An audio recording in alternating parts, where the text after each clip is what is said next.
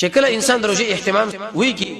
د دې انسان سره بدل الله مینه یو چې کله د الله سره مینه شو نو سره خیال ته جنت داخل نشي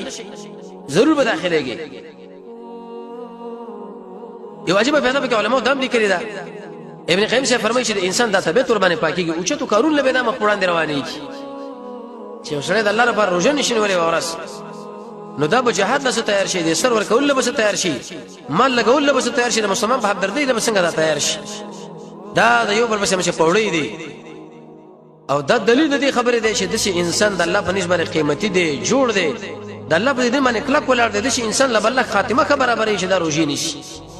روزي په فایده پکې دا ده یو درس کې مخکې دا ویل شو ان شاء الله کله به تسلیم کو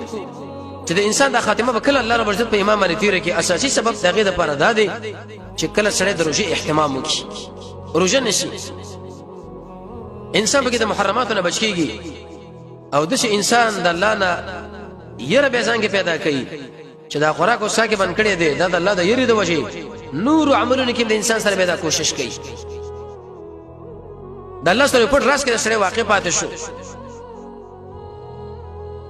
او په دې کې د انسان د بدن صحت هم دی د قشن د معدې صحت هم دی د سر د درد نه رب العالمین دا سره بچ کړي گاډه دی به تور مثال جوړې استعمال کړي شخه هغه به بورکیږي د ماشين ورته صفای کیږي ابن قیم سے فرمایي دی روزه کې دومره حکمتونه دي چې د انسان معده او د بدن ارڅ بالکل پاک شي را روان یو کال د پر به صفایو شي دا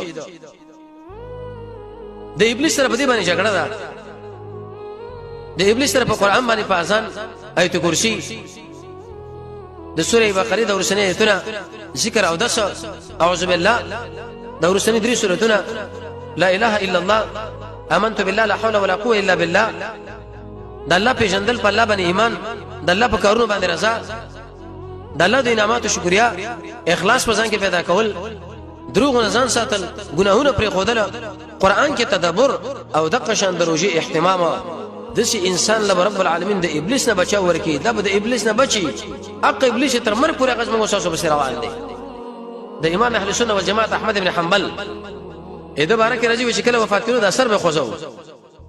او لاس خوځو دی بچی ته پښتنه وکړه چې بلار دا ولی